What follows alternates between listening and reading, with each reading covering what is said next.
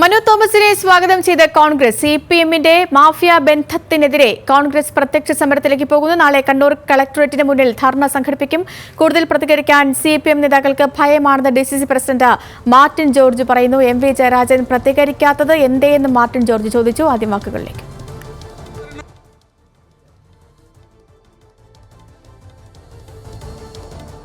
ഈ പി ജയരാജന്റെ ഏറ്റവും മകന്റെ സന്തത സഹചാരിയായിട്ടുള്ള ആകാശ് തില്ലങ്കേരി പറഞ്ഞതെന്താണ്? ആകാശ് തില്ലങ്കേരി പറഞ്ഞത് കൂടെ കൂട്ടി നടക്കുന്നവരോ മീഡിയാസോ രക്ഷിക്കാനുണ്ടാകില്ല എന്ന് പറഞ്ഞതിന്റെ അർത്ഥം ടി.പി. ചന്ദ്രനും COT നസീറിനും സംഭവിച്ചതുപോലെ മനു തോമസിനും സംഭവിക്കും എന്നുള്ളതിന്റെ തെളിവായിട്ട് നമ്മൾ കാണുകയാണ്. CPM-ന്റെ നേതൃത്വം ഒന്നും പറഞ്ഞിട്ടില്ലല്ലോ. എന്തുകൊണ്ട് പറയുന്നില്ല? പറയാൻ സാധിക്കില്ല. പറഞ്ഞാൽ ഇതിനപ്പുറമുള്ളവർ മനു തോമസ് മാത്രമല്ല വേറെ പലരും വെളിപ്പെടുത്തലുമായി മുന്നോട്ട് വരും എന്നുള്ളത് കൊണ്ടാണ് ഇപ്പൊ ജയരാജൻ നേരത്തെ പോരാളി ഷാജിക്കെതിരെ പറഞ്ഞു, ഇപ്പൊ ഒന്നും പറയുന്നില്ലല്ലോ.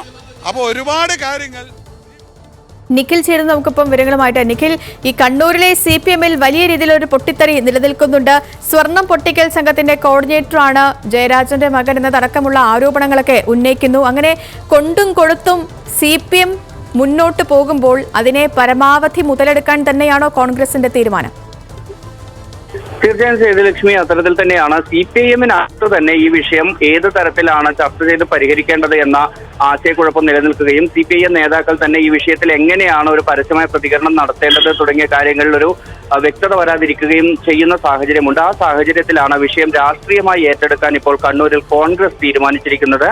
അതിന്റെ ഭാഗമായി തന്നെയാണ് നാളെ കണ്ണൂർ കളക്ടറേറ്റിന് മുന്നിൽ CPM നേതാക്കളുടെ ഈ ക്രിമിനൽ സംഘങ്ങളുമായുള്ള ബന്ധത്തിൽ അന്വേഷണം ആവശ്യപ്പെട്ടുകൊണ്ടുള്ള ഒരു ധർണ സംഘടിപ്പിക്കാൻ തീരുമാനിച്ചിരിക്കുന്നത്. അത്തരത്തിൽ വിഷയത്തെ വലിയ രീതിയിൽ രാഷ്ട്രീയ ആയുധമാക്കാൻ കോൺഗ്രസ് തീരുമാനിച്ചു കഴിഞ്ഞു. അതിന്റെ ഭാഗമായി തന്നെ വേണം DCC പ്രസിഡന്റ് മാർട്ടിൻ ജോർജിന്റെ പ്രതികരണത്തെയും കാണാൻ. മനു തോമസിന് നിലവിൽ ഭീഷണിയുണ്ട്. അത് ഇന്നലത്തെ ആകാശ് തില്ലങ്കേരിയുടെ ഫേസ്ബുക്ക് പോസ്റ്റിൽ നിന്ന് വ്യക്തവുമാണ്. അപ്പോൾ അത്തരത്തിൽ ഭീഷണി നിലനിൽക്കുന്ന സാഹചര്യത്തിൽ മനു തോമസിന് സുരക്ഷ നൽകാൻ തയ്യാറാവണം. മാത്രമല്ല, കോൺഗ്രസിൽ ഇത്തരത്തിലുള്ള ഒരു തടസ്സങ്ങളും മനു തോമസിനുണ്ടാവില്ല പ്രവർത്തിക്കാൻ. മനു തോമസിനെ കോൺഗ്രസിലേക്ക് സ്വാഗതം ചെയ്യുകയാണെന്നും DCC പ്രസിഡന്റ് പറയുന്നുണ്ട്.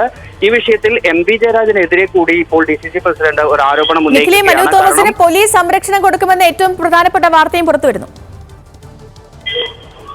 തീർച്ചയായും അത്തരത്തിലുള്ള ആവശ്യം ഇന്നലെ മുതൽ തന്നെ വന്നതാണ്. കാരണം മനു തോമസിന് എതിരെ ഇന്നലെ വന്ന ഭീഷണി, ആകാശ് തില്ലങ്കേരി ഫേസ്ബുക്ക് കമന്റിൽ പറഞ്ഞിരിക്കുന്ന കാര്യങ്ങൾ ഗുരുതരമായ കാര്യങ്ങൾ തന്നെയാണ്. മാത്രമല്ല, ഈ ഫേസ്ബുക്കിലൂടെ അർജുനായെങ്കിലും ഒപ്പം തന്നെ റെഡ് ആർമി എന്ന് പറയുന്ന ഫേസ്ബുക്ക് പേജ്, നേരത്തെ PJ ആർമി ആയിരുന്ന ഫേസ്ബുക്ക് പേജും എല്ലാം തന്നെ ഈ മനു തോമസിനെ മുന്നറിയിപ്പ് എന്ന രീതിയിൽ തന്നെയാണ്, അല്ലെങ്കിൽ ഒരു ഭീഷണിയുടെ സ്വരമുള്ള പോസ്റ്റുകൾ തന്നെയാണ് നിരന്തരം ഇട്ടുകൊണ്ടിരിക്കുന്നത്. അതുകൊണ്ട് തന്നെ ഇന്നലെ ഉയർന്ന ഒരു ആവശ്യമായിരുന്നു മനു തോമസിന് പോലീസ് സംരക്ഷണം നൽകണം എന്നുള്ളത്. അത്തരത്തിലൊരു തീരുമാനത്തിലേക്ക് പോകുന്നു എന്നതുകൂടി ഈ ഘട്ടത്തിൽ അറിയാൻ സാധിക്കുകയാണ്.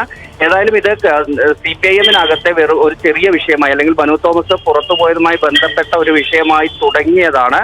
പക്ഷെ അതിപ്പോൾ അതിന്റെ തലങ്ങളെല്ലാം മാറുന്നു. CPM-നകത്തെ പ്രശ്നം എന്നതിനും അപ്പുറത്തേക്ക് CPM-നെതിരെ വലിയൊരു ആയുധമാക്കി കോൺഗ്രസും ഇതിനെ ഏറ്റെടുക്കുന്ന ഒരു സാഹചര്യത്തിലേക്ക് കൂടി എത്തുന്നു.